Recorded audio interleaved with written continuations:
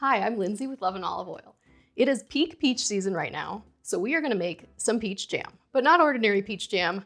This is drunken peach jam with a lot of bourbon.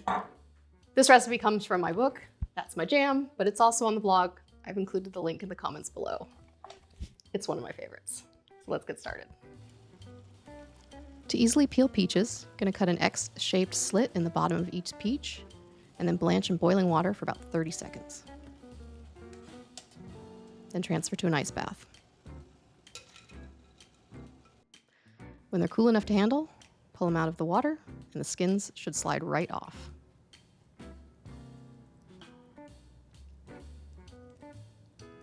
Once all the peaches are peeled, you want to remove the pits and then coarsely chop. Be really careful at this point because the peaches are very, very slippery and you don't want to cut yourself.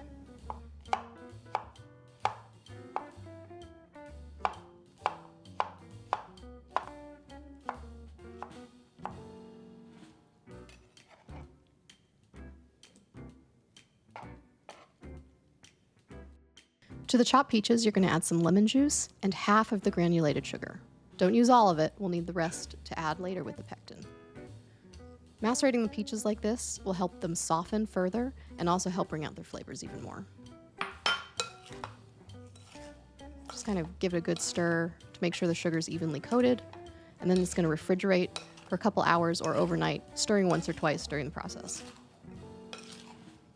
Pour the macerated fruit into a large, heavy saucepan.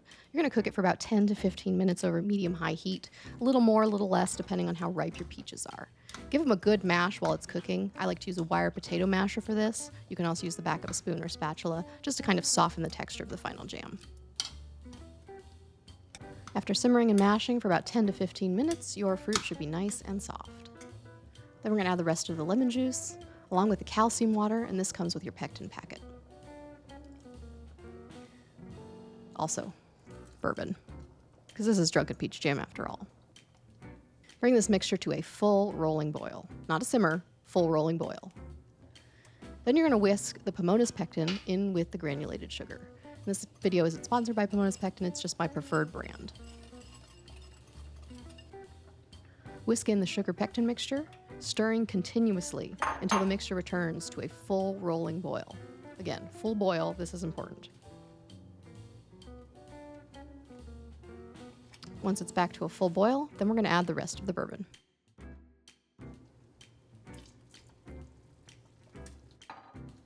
Give it a stir and then remove from heat. I like to transfer my jam to a heat-proof spouted container like this measuring cup. It makes it a bit easier to pour into the jars, but you can also ladle it right from the pot. Your jars should be nice and almost simmering in the water bath. You want to remove those from the water and drain them well.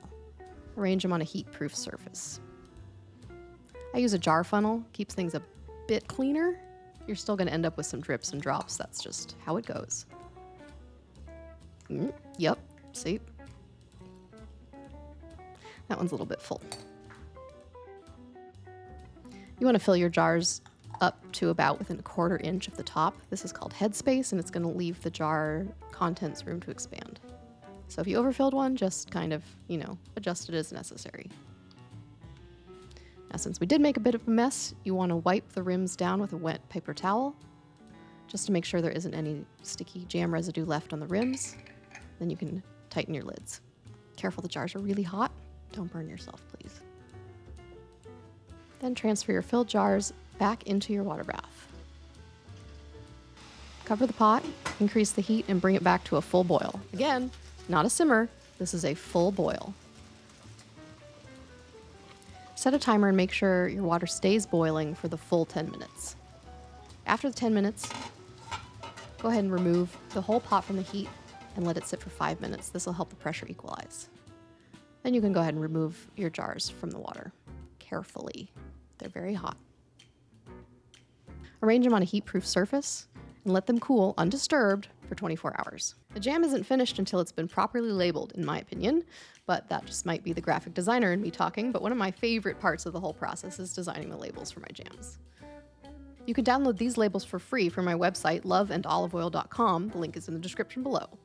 print them out onto cardstock like I have here, and you can tie them to your jars with twine. You can also print them out onto sticker paper and use them as labels. Aren't they cute? I think they'd make the perfect gift.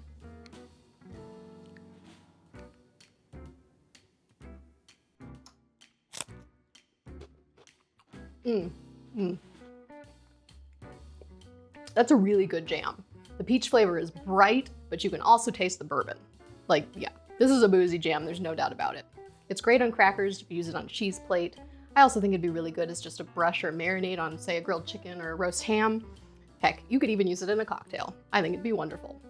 Anyway, you can find the recipe in my book, That's My Jam. You can also get it at loveandoliveoil.com along with the free printable. The link is in the description below. Happy canning. Have a cracker. Some for me. Thanks for watching. I didn't do it.